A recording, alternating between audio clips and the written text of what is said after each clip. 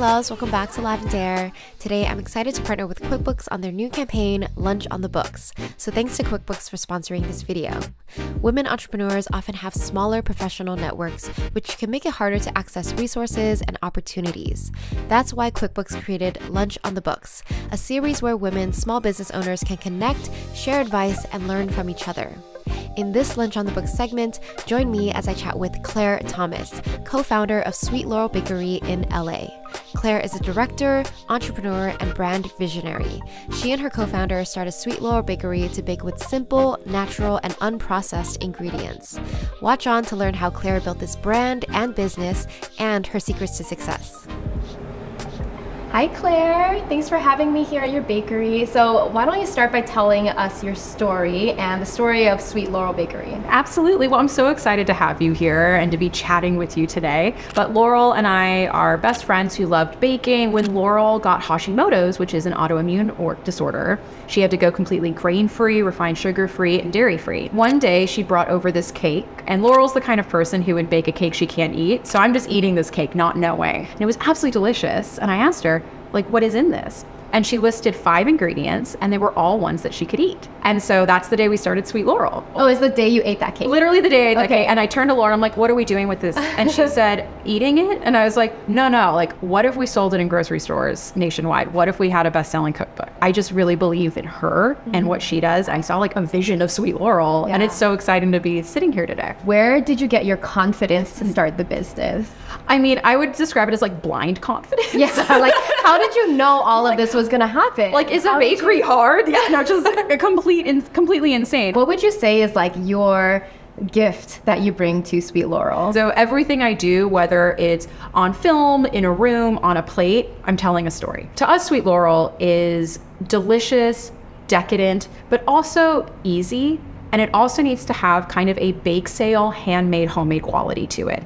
It's never fussy, it's never patisserie, but it's also a little bit of tea party, so it has to have that element of fun. It's cute, but also homemade. Yes. It's cozy. Cozy is the perfect description. Yeah, with Lavendaire, that's how I like to see my products. It has to be useful, it has to be beautiful. And I love that name, Lavendaire. Where did that come from? When I started my channel, I wanted to find a word that wasn't searchable because I didn't want to compete with anyone else. I love that SEO from the top. I don't know. I just wanted something unique and different. At the time, I had purple hair. I love the color lavender. I love that it's not just a color that looks calm and pretty, but also it's a flower, it's a scent, right? It has a lot of, I think, elements of what I wanted the brand to feel like. Soft and dreamy and girly, feminine. Yeah, it really is interesting how much a name makes the brand. Laurel, who I love her humility, she was not into naming it Sweet Laurel. She was like, no, that's gonna sound braggy. And I was like, but the whole thing's about your story. Oh my gosh. Laurel wanted to call it the Mar Vista Baking Company. And I just was like, Laurel,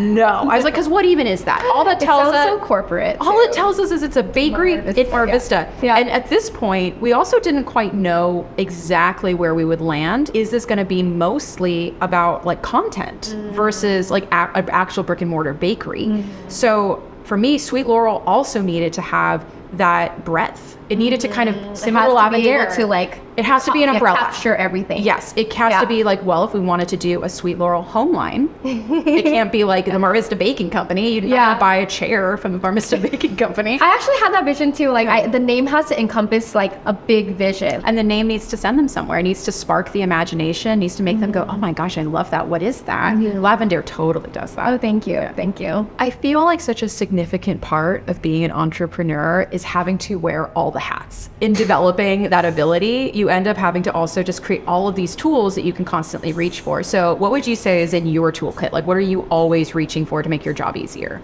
So for Lavendaire, we have so many different projects that I'm working on all the time. And there's really multiple streams of income. So I think one thing that's really important for me is having a pulse on how everything is doing. So one thing I do reach for often is QuickBooks because I'm not a numbers person. I don't know how things are going, and QuickBooks makes it easy. It lays out all the numbers of how much money is coming in, how much is going out. You organize by project so that it makes it clear for me okay, this is working and this is not working. That has been really helpful for me because it helps me prioritize my time because I can get really in the leaves of just doing the work versus okay, let's really like take a step back and see what's important. I love that you use QuickBooks not only for its sort of intended purpose, but also for strategy. My favorite is that you can click on everything and it'll put it into buckets. For us, it's like, is it labor? Is it ingredient cost? Is it marketing cost? Like, it's very easy to sort of just like figure that out and get everything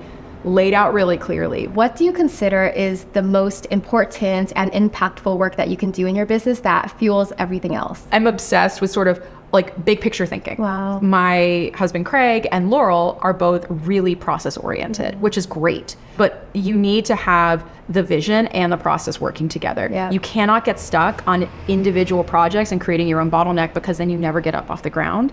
But at the same time, if you're always looking ahead, you're never actually fixing the things in the moment. Right. So it's really about understanding how those two things interact and making sure both of those are equally valued and both given like the due and time that they deserve. I feel like with a brand like Lavendaire, it can be so many things. So how do you find inspiration? Like, what inspires you? What really inspires me just in general is just like watching people who live authentically, who are courageous, and people who are just shining in their gift. Like when I look at you, I'm like, wow, she knows where she shines.